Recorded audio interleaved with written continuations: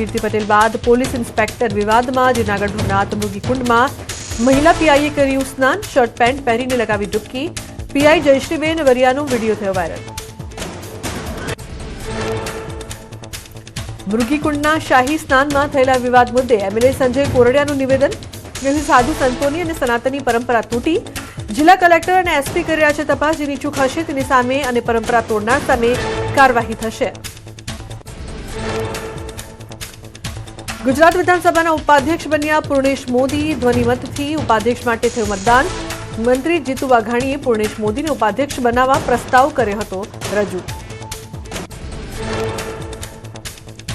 આરોગ્ય મંત્રી પ્રફુલ્લ પાનસેરિયાએ મંત્રાલયનો ચાર્જ સંભાળ્યો. લાંબી બીમારી બાદ વિધિવત રીતે પોતાની જવાબદારીઓ સંભાળી. નાદુરસ્ત તબિયતના કારણે તેઓ છેલ્લા કેટલાક સમયથી સારવાર હેઠળ હતા.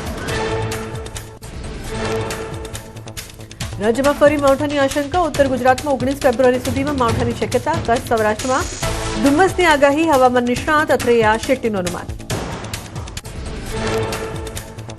જામનગરમાં વહેલી સવારથી ધુમ્મસભર્યું વાતાવરણ જોવા મળ્યું. ધુમ્મસના કારણે વિઝિબિલિટી 0 થઈ. વાહન ચાલકોને હેડલાઇટ ચાલુ રાખવાની ફરજ પડી. ધુમ્મસના કારણે શિયાળુ પાકને નુકસાનની ભીતિ.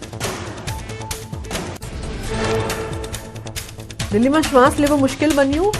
એમ્સ અને આસપાસના વિસ્તારોમાં ધુમ્મસની ચાદર છવાઈ. અનેક વિસ્તારમાં એક્યુઆઈ ખૂબ જ ખરાબ શ્રેણીમાં યથાવત રહ્યો. પ્રદૂષણના સતત ઊંચા સ્તરના કારણે બાળકો અને વૃદ્ધોના સ્વાસ્થ્ય પર ગંભીર જોખમ.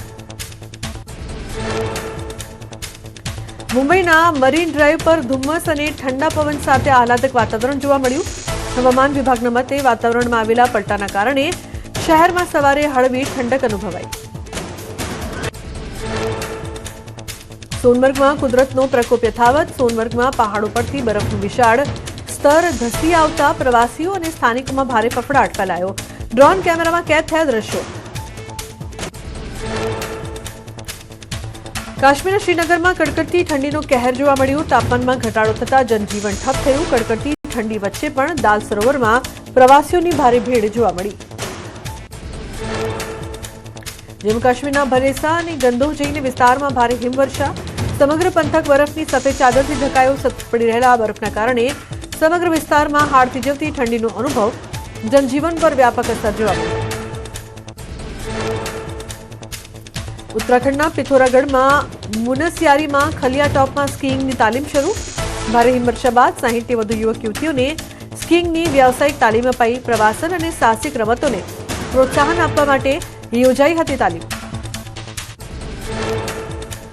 મહેસાણામાં વિસનગરના આત્મણાવાસમાં પીવાના પાણીમાંથી મળ્યા જીવજંતુ. પીવાના પાણીમાં સાપના કણા જેવા જીવજંતુ જોવા મળ્યા. પીવાના પાણીમાં જીવજંતુ જોવા મળતા લોકોમાં ફફડાટ.